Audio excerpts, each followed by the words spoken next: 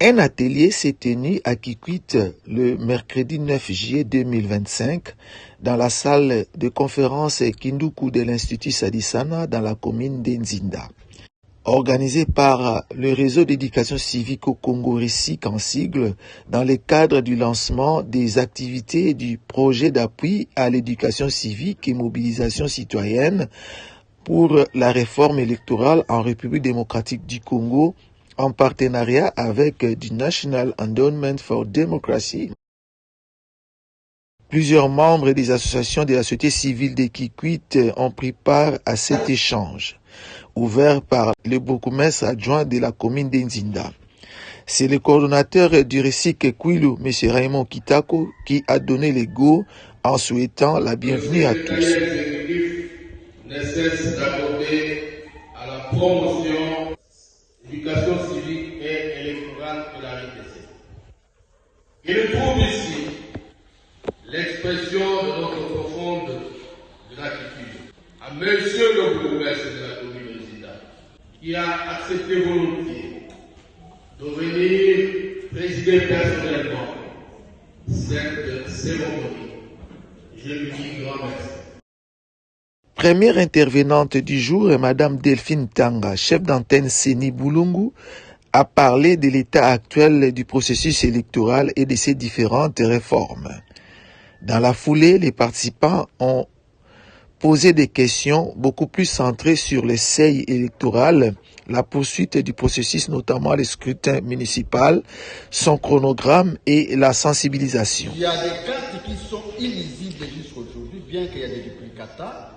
Mais il y en a qui sont, comme vous êtes dans le territoire de Boulungu, je profite de l'occasion, puisque nous avons reçu la société civile de Boulungu, qui demande à la CENI, si c'est possible, d'ouvrir certains bureaux relais de la CENI pour délivrer des duplicata, puisque c'est un problème sérieux.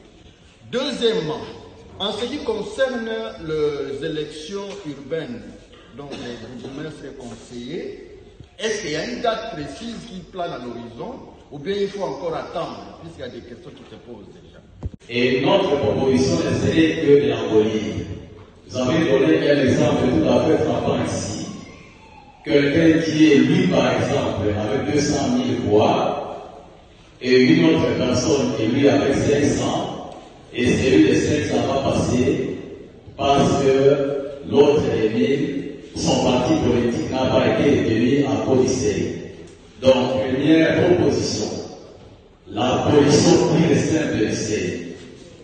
La deuxième proposition, qui n'est pas une proposition, plutôt une demande et l'obligation de tenir à sa parole, c'est de proclamer le résultat bureau par bureau. Je remercie le RECIC.